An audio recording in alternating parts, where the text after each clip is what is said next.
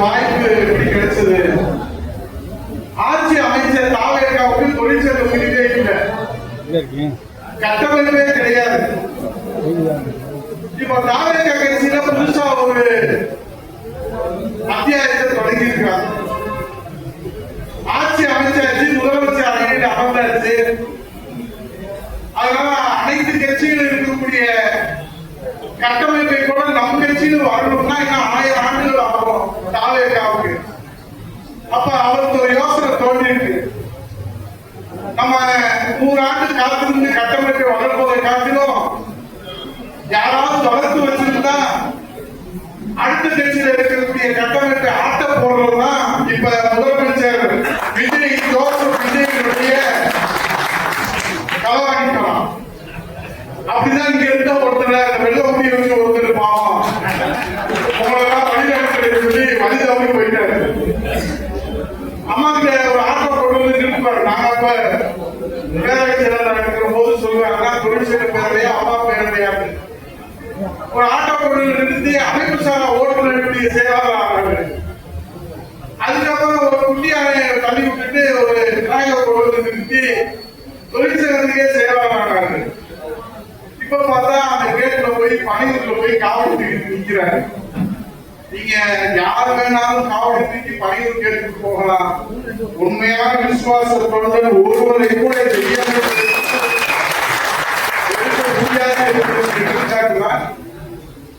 நம்முடைய கழகத்தின் நிறுவன பொதுச் செயலாளர் வருங்கால முதலமைச்சர் புரட்சித்தலைவர் எடப்பாடி அவர்கள் இன்றைக்கு எத்தனையோ சோதனைகளை தாண்டி இன்றைக்கு இந்த இயக்கத்தை வழிபோடு நடத்த வேண்டும் என்பதற்காக இரவு மாறாத ஊர்வலம் மாறாத உடைந்து கொண்டிருக்கிறார். அவருடைய களத்தை வலுப்படுத்துகிற விதமாக கழக அமைப்பு ரீதியான 82 மாவட்டங்கள், வருவாய் ரீதியாக 38 வருவாய் மாவட்டங்களில் ஒரு திரும்பை கூட அசைக்க முடியாத ஒரே மாவட்டம் 3 மாவட்ட செயலாளர்களும் எடப்பாடியார் வாழ்ந்த எடப்பாடியார் வெளிநேரத்தில் சொல்லி சரித்திரம் அடைந்த மாவட்டம் நம்முடைய மதுரை மாவட்டம். அண்ணன் செல்லூர் கே ராஜ் அவர்களும், அண்ணன் வீதி ராஜன் செல்லப்பா அவர்களும், சாமானிய உதயகுமார் அவர்களும் இன்றைக்கு உங்களுடைய ஆலோசனையிலே, வழிகாட்டுதலே, ஆதரவிலே, நீங்கள் காட்டுகிற அன்பிலே, நீங்கள் கொடுக்கிற நம்பிக்கையிலே மதுரை மாவட்டத்திலே அண்ணா திராவிட முன்னேற்ற எடப்பாடியார் தலைமையிலே நான் பறக்கும் என்பதை இங்கே நாங்கள் உறுதியோடு நின்று பணியாற்றுவதற்கு நீங்கள் தான் காரணம். இப்ப என்ன அண்ணா திராவிட முன்னேற்ற கழகத்துக்கு சோதனை எல்லாரும் சொல்றாங்க. எங்களுக்கு ஏன் உங்களுக்கு மக்களுக்கு, தமிழ்நாட்டு மக்களுக்கு அண்ணா திராவிட முன்னேற்ற கழகம் ஆட்சி அமைக்க முடியவில்லை, வெற்றி வாய்ப்பு அறிவிப்பது என்பது கூட நமக்கு வேலையை தரவில்லை. ஆனால் அந்த தேர்தல் தீர்ப்பு வந்து இந்த வாக்களிக்கிற ஆட்காட்டி வெளியே வைத்த மை காய்வதற்கு முன்பாக எம்எல்ஏக்கள் விலை போகிற இந்த காட்சி இதுவரை தமிழ்நாடு கண்டதில்லை. இதுதான் இன்றைக்கு தமிழ்நாட்டு மக்களுக்கு வேதனையாக இருக்கு. தொண்டர்களுடைய உழைப்பாலே, தமிழக மக்களுடைய நம்பிக்கையாலே புரட்சித்தலைவர் எடப்பாடியாரை முதலமைச்சர் அறையிலே அமர்த்த வேண்டும் என்பதற்காக இரட்டையிலே வென்றவர்கள் இன்றைக்கு ராஜினாமா பண்றதை அங்கீகரித்து கொண்டிருக்கிறார். இப்ப ஏன் அப்படின்னா இந்த அச்சத்தோட போறாங்க, கவலையோட போறாங்க, கனவோட ஏன் போறாங்க தெரியுமா? இந்தியா ஒரு சட்டமன்ற உறுப்பினர் தேர்ந்தெடுக்கணும்னா என்ன செய்யலாம்? அண்ணன் மேயர் இருக்காரு, சட்டமன்ற உறுப்பினர் இருக்காரு, பாராளுமன்ற உறுப்பினர் இருக்காரு, 10 வருஷம் அண்ணன் கூட்டுறவு அமைச்சரா இருக்காரு, நான் 10 வருஷம் அமைச்சரா இருக்கேன், அதே போல 15 வருஷம் எம்எல்ஏ இருந்தேன், எதிர்கட்சி துணைத் தலைவராக இருந்தேன். இதுக்கெல்லாம் நீங்க என்ன ஆதரவு கொடுத்தீங்க? நீங்க எங்களுக்கெல்லாம் ஒத்துழைப்பு கொடுத்தீங்க. அம்மா எங்களுக்கு புரட்சித்தலைவர் எடப்பாடி அவர்கள் எங்களுக்கு போட்டு கொடுத்தீங்கன்னு நாங்கள் இவ்வளவு மக்கள் பணி ஆற்றுவோம். இப்ப என்ன வந்து தீர்ப்பு? மக்கள் சேவை மறந்து போனது. மக்கள் சேவைனா என்ன விளைவு கேட்கிற சட்டமன்ற உறுப்பினர்கள், உழைப்புனா என்ன, கொள்கைனா என்ன, லட்சியம்னா என்ன? இப்ப தேர்ந்தெடுக்கப்பட்டிருக்கிற அந்த 107 சட்டமன்ற உறுப்பினர்கள் நான் இந்த தொழிற்சங்க கூட்டத்தில் சவால் விடுத்து சொல்கிறேன். மாண்புமிகு ஜோசப் விஜய் அவர்களே, தேர்ந்தெடுக்கப்பட்டிருக்கிற தாவேகா கட்சியிலே விசில் சின்னத்திலே தேர்ந்தெடுக்கப்பட்டிருக்கிற சட்டமன்ற உறுப்பினர்கள் 107 பேர்களினுடைய முகத்தை பார்த்து சரியாக அவருடைய பெயர்களை நீங்கள் உச்சரித்து விட்டால் இந்த உதயகுமார் பொது வாழ்க்கையிலிருந்து நான் விலகி விடுவேன். 56 பேர் அடுத்த கட்சியிலிருந்து ஆகியப்படுறோம். இங்க சீனி கடையிலிருந்து ஓடுறோம். ஏன்னா இங்க தகுதி பார்த்து, சீனியாரிட்டி பார்த்து, உழைப்பு பார்த்து, தியாகத்தை பார்த்து, மக்கள் சேவையை பார்த்து, மக்களுக்கு அறிமுகமானதை பார்த்து இங்கே தேர்வு செய்வாங்க. அங்கதான் ஆலய கிடைக்கலையா? வரவெல்லாம் உள்ள வாங்கன்னு போட்டு அவன் சட்டமன்ற உறுப்பினராகி அவன் அமைச்சர் ஆயிட்டான். அது இங்க மதுரையில் ஒரு அமைச்சர் இருக்கிறார். அதே அப்பா 5 வருஷத்துல 5 கட்சிக்கு போன அம்மாவாசை அவர் அதிமுகவுடைய அந்த வரலாற்றை, எதிர்காலத்தை பற்றி பேசுகிற போதுதான் எங்கள் நெஞ்சம் பொறுக்க மறுக்கு. இங்க அவையார் தமிழ்ல வீட்டு வாசத்துல எத்தனை நாள் பின்னாரு, அவர் வீட்டு வாசத்துல எத்தனை நாள் பின்னாரு, எங்க வீட்டு வாசத்துல எத்தனை நாள் பின்னாரு, அதுக்குள்ள நான் மறந்து போச்சு வராது. நாங்கள் என்ன சொல்றோம்? மக்கள் உங்களுக்கு தீர்ப்பளித்து விட்டார்கள், நீங்கள் அமைச்சராகிவிட்டீர்கள்.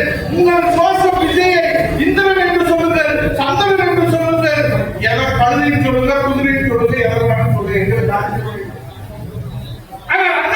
முன்னேற்ற கழகத்தை விட்டு ஓடுகிற ஓடுகாடிகள் அண்ணா முன்னேற்ற கழகத்தின் ஆயுள் காலத்தை நிர்ணயிப்பதற்கு எந்த யோகியமும் இல்லை என்பதை அவர்கள் ஏன் தெரியுமா தைரியம் வருது? இந்திரா எவனாவது கட்சியை விட்டு போனான்னு கேட்டேன். செல்லூர் மாவட்ட செயலாளர் இங்க இருக்கிறவங்க ராஜ சிறப்பா நாங்களும் மாணவர்கள் இருக்கும் போது சண்முகம் ஒரு கம்யூனிஸ்ட் கட்சியில இருந்து வந்தார். வலது கம்யூனிஸ்ட்ல திருப்பூர் ஜெயிச்சுட்டு அதுக்கப்புறம் அம்மா சேர்த்து இருக்கிற எல்லாருக்குமே தெரியும். அவர் ஜெயிச்சதுக்கு அப்புறம் நம்முடைய ராஜாமணி அவர்கள் நடந்த ஒரு விழாவில் அவரு திராவிட இயக்கத்தை ஒன்று சேர்றதுக்கு ஸ்டாலின் தான் தலைவர் சொல்லிட்டாரு. இங்க இருக்கிற மகளிர் எல்லாம் இருக்கிறாங்க, அக்கா அண்ணன் தலைமையில தான் அந்த பேசினா கட்சிக்கு விரோதமாக பேசினார் என்கிற ஒரே காரணத்திற்காக அவர் வீட்டை நோக்கி படையெடுத்து அண்ணா திராவிட முன்னேற்ற கழக தொண்டர்களும் மகளிரை சேர்ந்தவர்களும் அன்றைக்கு முற்றுகையிட்டதன் காரணமாக தான் அடுத்து ஒருவன் கூட அண்ணா திராவிட முன்னேற்ற கழகத்தை எதிர்த்து வாய் திறப்பதற்கு பயந்தார்கள் என்கிற அந்த வரலாறு இப்போது மறந்து போகும். எவனாவது ஒருத்தன் கட்சியில ராஜினாமா பண்ணிட்டு அடுத்த கட்சியில போறத பத்தி ஆட்சேபனைங்க அவனுடைய உரிமை. ஆனா அங்க போனதுக்கு அப்புறம் இருந்த வீட்டுக்கு உண்ட வீட்டுக்கு உண்டவன் நினைக்க கூடாது. இங்க அப்படி சரியில்லை, இப்படி சரியில்லை, அது சரியில்லை, இது சரியில்லை சொல்றவங்க யாரு? புரட்சித்தலைவர் எடப்பாடியார் 10 ஆண்டு காலம் பொதுச் செயலாளராக முதலமைச்சராக எதிர்கட்சி தலைவராக இருக்கிற போது அவர் கையை பிடித்து காலம் பிடித்து காலை கடித்து காரியம் சாதித்து கொண்ட காரியவாதிகள் தான் இன்னைக்கு காட்டி கொடுத்து ஓடுகிற எட்டப்பொருளாக இருக்கிறார். எல்லா காரியத்தையும் சாதித்து ஓடுறாங்க. ஓடி போக எங்களுக்கு ஒன்றும் ஆட்சி வருத்தம் இருக்கு. நீங்க போய் அங்க நல்லா இருக்க, அதுவே எங்களுக்கு வருத்தம் இல்லை. அந்த காருக்கு போய் நீங்க போய் டயர் தொடர்ச்சி விடுங்க, டயர் அடி கூட இருக்கு, எங்களுக்கு அவசியம் இல்லை. ஆனால் நீங்கள் அங்கே போய் சென்று விட்டதற்கு பிறகு இங்கே இருக்கிற விசுவாச தொண்டர்களை, அண்ணா திராவிட முன்னேற்ற கழக தொண்டர்களை பற்றி நீங்க வீரவசனம் பேசக்கூடாது. எப்போ அண்ணா திராவிட முன்னேற்ற கழகத்தை விட்டு போயிருக்கீங்க அப்பவே அவர் தகுதி இழந்து விட்டீர்கள். ஆனா இன்னைக்கு என்ன நடந்துச்சு? எப்படி தாவக ஆட்சிக்கு வந்துச்சு? இருக்கிற எல்லாருக்கும் தெரியும். உங்களுக்கு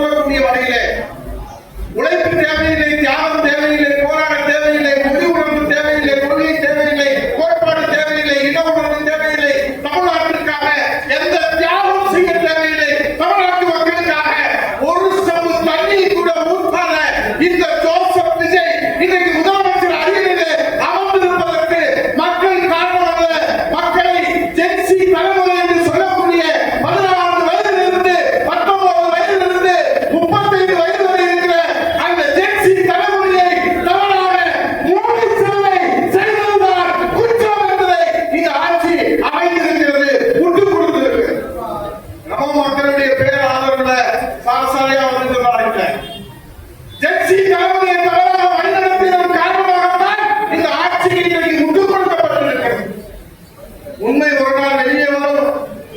உழைப்பு தியாகம். 4 ஆண்டு காலம் புரட்சி தலைவர் எடப்பாடியார் முதலமைச்சராக இருந்தார். கொரோனா காலத்திலே மாணவ செல்வங்கள் பாதிக்கப்படுவார்கள் என்பதற்காக ஆல்பாஸ் முதலமைச்சர் என்று ஜென்சி தலைமையால் போற்றப்பட்ட முதலமைச்சர் நம்முடைய புரட்சி தலைவர் எடப்பாடியார். விவசாயிகள், தொழிலாளர்கள், கொரோனா வந்துச்சு அப்ப இந்த ஜோசப் விஜய் எங்க போனா? வெள்ளம் வந்துச்சு அப்ப எங்க போனா? வீட்டுல இருக்கா? யாருக்கும் தெரியும். எங்கேயாவது சனி ஞாயிறு லீவு ஒரு முதல்வர் நீங்க பாத்துக்கிறீங்களா? 6 மணிக்கு மேல போனா ஆண்டவனே நம்ம முதல்வர் வெளியே கூட்டு வர முடியாது. நல்லா தெரிஞ்சுக்கிறேன். இப்படி ஒரு முதலமைச்சரை தான் இந்த நாடு பெற்றிருக்கிறது. இது தனிப்பட்ட விமர்சனமான அல்ல.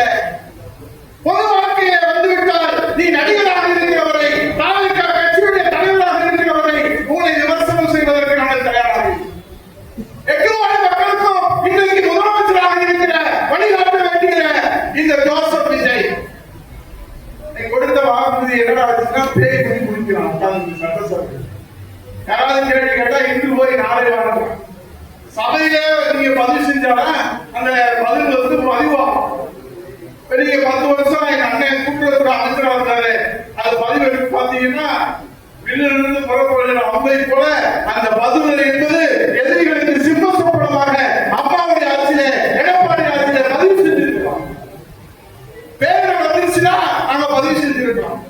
திருப்பரங்குன்ற தொகுதிக்கு 1 லட்சத்துக்கு மேற்பட்ட திட்டங்களை புத்தகம் போட்டு வெளியிட்டாங்க. அப்படியே சொன்னேன், இதெல்லாம் நமக்கு சரியா வராது புத்தகம் அப்படின்னு சொல்லி. அன்னை வந்து நாங்க கூட இருக்கிறோம், இது செஞ்சிருக்கிறேன் புத்தகத்தை போட்டு வீட்டுக்கு தான் கொடுத்தாங்க. போட்ட கலர்ல விடாம கொண்டு போய் கொடுத்து நீங்க போட்டு அவ்வளவு திட்டங்களை அந்த திருப்பரங்குன்ற தொகுதி மக்களுக்கு செஞ்சிருக்கிறோம். அதனால இது ஒன்றும் நிரந்தரம் இல்லை. ஆட்சி அரசு நிரந்தரம் இல்லை. இதேதான் திமுக நாங்க சொன்னோம், சட்டசபை சொன்னோம், நாங்க 3 பேரும் பேசிக்கிறோம். ஸ்டாலின் அவர்களே விளம்பர வெளிச்சத்திலே நீங்கள் ஆட்சி நடத்தி கொண்டிருக்கிறீர்கள். அந்த விளம்பர வெளிச்சம் நின்று போனால் நீங்கள் வீட்டுக்குள் உட்காரணும் அப்படின்னு சொன்னோம். நாங்க கொஞ்சம் நாகரிகமா சொல்றோம். அது இப்ப இருக்கிற ஜோசப் விஜய் நல்லா சொல்றோம். 5 நிமிஷத்துக்கு பழக்கத்துல பேசுறதுக்கே முதலமைச்சர் கொத்து போட்டா போட்டாருவான். எவ்வளவு நாகரிகமான பேச்சு. ஊரறிஞர் ராஜாஜி, கர்மவீரர் காமராஜர், புரட்சி தலைவர் எம்ஜிஆர், புரட்சி தலைவர் அம்மா, நம்முடைய புரட்சி தலைவர் எடப்பாடியார் நடத்தின அந்த முதலமைச்சர் அறிஞர்களே அமர்ந்து கொண்டு இப்ப இருக்கிற இந்த தலைவரை சொல்றாங்க கொத்து போட்டா போட்டாங்க. ஓடு ஓடு ஓடு ஓடுன்னு ஓடுனா யாரு ஓடுனா கல்லூரி யாரு சொல்லுவார? நம்ம புரட்சி தலைவர் எடப்பாடியா இருக்காரு, அவர் ஒரு கல்வி படிவோம். அந்த பையன் அப்படியே சட்டசபையில வச்சு குடிச்சுட்டு இருக்கலாம். இவரு அவருக்கு வக்காலத்து வாங்கி அவருக்காக பேசி அவருக்காக சொல்லி அவன் வந்து தூண்டு போன சக்தி என்று ஜோசப் விஜய் அவர்களே சவால் விட்டு சொல்லுகிறேன். தூண்டு போன சக்தி என்று சொல்லுகிறேன். ஜோசப் விஜய் அவர்களே, உனக்கு பில் இருந்தால் திராணி இருந்தால் அதிமுக தூண்டு போன சக்தி என்று பெயரை சொல்லி சொல்லுகிற அந்த தைரியம் இந்த உலகத்தில் ஜோசப் விஜய் சொல்ல மாட்டான். அதிமுக ஆட்சியை கொடுத்துருக்கா அவன் சொல்றான். அதிமுகவும் பேரறிஞர் பெருந்தகை அண்ணாவுடன் தொடங்கிய திமுகவும் புரட்சி தலைவர் எம்ஜிஆர் தொடங்கிய அதிமுகவும் கூட்டு களவாணி என்று சொல்றான். எந்த களவாணி சொல்றான்? ஜோசப் விஜய் சொல்றான். இன்கம் டாக்ஸ் கட்டல அவன் களவாணி பட்ட கொடுத்திருக்கு மத்திய அரசு. இன்னைக்கு எம்எல்ஏக்களை கலந்து போறான், களவாணிக்கு போறான்னு நாம சொல்லணும், நம்ம கூட சொல்லணும், எல்லா கட்சியிலும் சொல்றோம். அவர் பாவம் மக்கள் சொல்றாங்க டிடி தினகரன் ஒன்னே ஒண்ணு கண்ணேங்கிறது ஒரே காமராஜரை தப்பி தவறி ஜெயிக்க வச்சிருக்காரு. அவன் கடந்துட்டு போயிட்டான். அவன் ராத்திரி பூரா ஐயா கவர்னர் ஐயா வாங்கியா கடந்துட்டு போயிட்டாயா. இங்க இருக்கிற எம்எல்ஏக்கெல்லாம் நேற்று வரைக்கும் எங்க அண்ணன் செல்வராஜோட என் கூட சிலப்பானோட நல்லா தான் பேசிட்டே இருக்காங்க. என்ன நிலைமை கொஞ்சம் சரியில்லை அப்படின்னு பேசுறாங்க. ஒரு குழந்தை பார்த்தா அவனுக்கு சரியா தெரியல. கொஞ்சம் கடன் ஆயிடுச்சு, கொஞ்சம் எல்லாம் தலைக்கு மேல போயிடுச்சு. ரொம்ப தைரியமா பேசுவாரு. அவங்க அடுத்த நாள் சொல்றாரு, இந்த இயக்கத்தில் இருந்து நான் ராஜினாமா செய்து கொடுக்கிறேன். ராஜினாமா முடிச்சா அடுத்த உடனே சபாநாயகர் ரெடியா இருக்காரு, பேசி பெறுவார். அவர் கட்சியில சேர்க்கிறது அவருக்கு கோவம். போற வரவங்க ராஜமாப்பேட்டை வாங்கன்னு அவருக்கு நான் எதுக்கு இதெல்லாம் சொல்றேன்னா அண்ணா திராவிட முன்னேற்ற கழகம் என்பது இங்க இருக்கிற மூத்த தலைவர்களுக்கு உங்களுக்கு தெரியும். இது தலைவர்களை நம்பி ஆரம்பித்த கட்சி அல்ல. ஏழை எளிய சாமானிய மக்களை நம்பி நீங்க என்ன பிரச்சனை?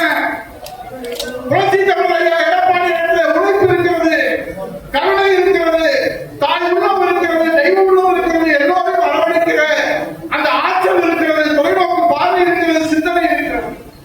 விஜய் ஜோசப் விஜய் இருக்கிற ஒன்னே ஒண்ணு எங்க எடப்பாடி இருக்கீங்க. அதனாலதான் நாங்க போயிட்டேன். என்ன இல்ல வசீகரா இல்ல, பஞ்சு டயலாக் பேச தெரியல, சினிமா கவர்ச்சி வசனம் பேச தெரியாத எங்க எடப்பாடி அவர்களுக்கு இன்றைக்கு மக்கள் இந்த தீர்ப்பு கொடுத்திருக்கிறார்கள். பரவாயில்லை, எல்லா நேரங்களிலும் எல்லா பஞ்சு டயலாக்கும் வெற்றி பெற முடியாது. அந்த வருகிற காலம் அண்ணா திராவிட முன்னேற்ற கழகத்துடைய காலம் என்பதை நிரூபிக்கிற வகையில் தான் பிள்ளையார் சொல்லிய இந்த தொழிற்சங்கம் இன்றைக்கு தமிழகம் முழுவதும் தமிழகத்தினுடைய தலைமையில நம்முடைய அற்புதமான இந்த நிகழ்ச்சியை தொடங்கியிருக்கிறார். அதை நீங்கள் எல்லோரும் நம்பிக்கையோடு இருங்கள். நம்பிக்கைதான் நமக்கு வாழ்க்கை. ஏன்னா திடீர்னு இருக்கும் போது தெரியும், அடிக்கடி அண்ணன் பேசிக்கிறோம். செல்லப்பாடு ஒரு நாள் 10 நாளைக்கு பேசிக்குவோம். ஆனா டெய்லி எங்க அண்ணன் செல்லூர் ராஜன் இரவு 12 மணிக்குள்ள கூப்பிடுவார். தம்பி என்னப்பா நான் விட்டுதானே. அவர் ஏதாவது சொல்லும் போது நான் அப்படி சொல்லுவேன். இதே மதுரையில முதலமைச்சருடைய மகன அழகில் இருக்கிற போது நம்ம எல்லாம் மதுரையில் இருந்தோம். அப்ப சொன்னாங்க அதிமுக இருக்காதுன்னு சொன்னாங்க. சொன்னவர் தான் இன்னைக்கு அரசியல் இல்ல. அண்ணா திராவிட முன்னேற்ற கழகம் 2019 புரட்சி தலைவர் எம்ஜிஆருடைய கட்சி, அம்மா உயிரை கொடுத்து வளர்ந்த கட்சி, புரட்சி தலைவர் ஐயா எடப்பாடி என்கிற சாமானியர் வளர்ந்த கட்சி. அதே இன்னைக்கு ஒரு தாவை கலா எல்லாரும் நினைக்கிறாங்க 5 வருஷம் நம்ம கனவு எப்படின்னு முடியும். கவலைப்படாது. நம்ம ஐயா பிரதமர் மோடி ஐயா இருக்கார். உடனே தப்பா புரிஞ்சுக்காதீங்க. 2026 இப்போ 2029 ஒரே நாடு ஒரே தேர்தல். இது ஏதோ நான் சும்மா உங்களுக்கு நம்பிக்கை ஏற்படுறதுக்காக சொல்லல. நம்ம முன்னாள் ஜனாதிபதி அவருடைய தலைமையில் ஒரு குழு அமைச்சு ஒரு 18,000 பக்கத்திற்குரிய அறிக்கை தாக்கல் செஞ்சு 7 லட்சம் கோடிக்கு மேல ஒவ்வொரு கட்டமா தேர்தல் நடந்துனா அரசாங்கத்துக்கு செலவு வருது, மக்கள் பரிமாணம் வீணாகுது. ஆக ஒரே நாடு ஒரே தேர்தல் நடந்துங்க அப்படின்னு இன்றைக்கு மசோதா தாக்கல் செய்து அதை நிறைவேறி அது கூட்டுக்குழுவுக்கு சென்று கூட்டுக்குழுவில் இன்றைக்கு நாடு முழுவதும் அனைத்து கட்சி பிரதிநிதிகளும் மக்களிடத்தில் அதற்கான விவாதம் நடைபெற்ற போது 90% பேர்கள் இன்றைக்கு ஆதரவு கொடுத்து அதில் ஒரு சில கட்சிகள் காங்கிரஸ் போன்ற கட்சிகள் கருத்து வேறுபாடோடு இருக்கிறார்கள். இன்னும் 3 வருடத்திற்குள்ளாக கருத்து ஒற்றுமை ஏற்படுத்தி 2029 தான் 3 ஆண்டுகள் தான் தாவேக்காவுக்கு ஆயுள் காலம் என்று நான் சொல்லவில்லை. 3 மாதங்களிலே கூட ஜோசப் விஜய் வீட்டுக்கு போனாலும் போகலாம். கரூர் சிபிஐ வழக்கு தலைக்கு மேல தொங்கிட்டு இருக்குது. அது ஒருவர் இருந்தார் வளர்ந்தான் மாடு 3 வருஷத்துல 3 கட்சிக்கு போறாங்க. அவன் சொல்றான் கரூர்ல கணக்கு தீக்க வேண்டியது. லாட்டி சீட்டுக்காரா கொடுத்து அமைச்சர் அவன் கணக்கு தானே போப்பான், அவன் மக்கள் பணியை போப்பான். உடனே அங்க இருந்து சொல்லிட்டாங்க, அமைச்சர் அப்படி பேசக்கூடாதியா, காவல்துறையை வைத்து நீங்கள் மக்களை கொண்டு போட்டு விட்டீர்கள் என்று காவல்துறை மீது ஒரு அபாண்டமான குற்றச்சாட்டு சொல்றாங்க. உடனே எல்லாரும் கண்டனம் வந்துச்சு. ஒரு வாரமா வாயை திறக்கிறதே இல்லை. இன்னொரு அமைச்சர் நேற்று சொல்றான், சத்யபாமா யூனிவர்சிட்டியில அது தலைவர் திறந்த போட்ட பிச்சையினால அந்த பல்கலைக்கழகம் உருவாச்சு. அங்க போய் அவன் சொல்றான் நேற்று, இனிமேல் கொள்கைக்கான கட்சியெல்லாம் இனிமேல் ஆவது இல்ல, ஆவாது. அந்த செட்டப்லாம் இனிமேல் எடுக்காது. கொள்கையும் கிடையாது, கோட்பாடும் கிடையாது, லட்சியமும் கிடையாது, உழைப்பும் கிடையாது அப்படின்னு ஒரு அமைச்சர் நிதி மந்திரி அவர் சொல்றான். ஆகவே எங்கே போகிறது தமிழ்நாடு, தமிழ்நாட்டு அரசியல் எங்கே போகிறது என்று எல்லோரும் கவலையோடு இருக்கிறோம். 60 நாள் தான் இருக்கு, 2 மாசம். மக்கள் மக்கள் கொதிப்படைந்து போயிருக்கிறார்கள். விவசாய போராட்டம் நடத்தாத நாளே இல்லை. பயிர்க்கடன் கூடாண்டா கொடுக்க மாட்டான். 2500 ரூபாய் எப்படா வரும்னா வருமானா வராதுன்னா 10 லட்சம் கோடி கடன் இருக்கிறான். இது தெரிஞ்சுதான் அவர் சொன்னான். இப்ப 15 லட்சம் கோடி கடன் வரும். ஆகவே வெகு விரைவிலே ஆட்சி மாற்றம் வரும். காலம் மாறும், காட்சிகள் மாறும், ஆட்சி மாறும். மீண்டும் புரட்சி தலைவர் எடப்பாடி தலைமையிலே அம்மா ஆட்சி மாறுவதற்கு தொழிற்சங்க நிர்வாகிகளுடன் உதவி செய்யும். அப்போ உங்களுக்கு எல்லாம் ஓடி கொடுத்துருவோம். உண்மையிலே உங்களை பார்த்ததுல எங்களுக்கு நம்பிக்கை, சந்தோஷம். ஏன் தெரியுமா? ஆளுங்கட்சி கூட்டத்துலதான் தொழிற்சங்கத்துக்கு கூட்டம் அதிகமா வரும். ஆனால் எதிர்கட்சியாக இருக்கிற போது கூட எங்களுக்கு ஓடி தேவையில்லை. எங்கள் விசுவாசம் தான் முக்கியம் என்று நிரூபிக்கிற விசுவாச அந்த ஊழியர்களை தொண்டர்களை நாங்கள் தலைவர். எனக்கு அவங்க எந்த அதிகாரம் கிடையாது. எம்பிட்ட போய் மேனேஜர்கிட்ட போய் எங்க அண்ணன் தமிழரசு வந்தாரு, எங்க அண்ணன் பொருளாதாரம் வந்தாரு, அப்துல் சமத் மாமா வந்தாரு, ராஜ் செல்லப்பாறை வந்தாரு, செல்லூர் ராஜ் வந்தாரு, உதயகுமார் வந்தாரு. சரி, அதுக்கு என்ன பொருள் கேட்பான்? ஏன்னா நம்மகிட்ட ஆட்சி இல்லை, அதிகாரம் இல்லை. எங்களுக்கு ஆட்சி இல்லை,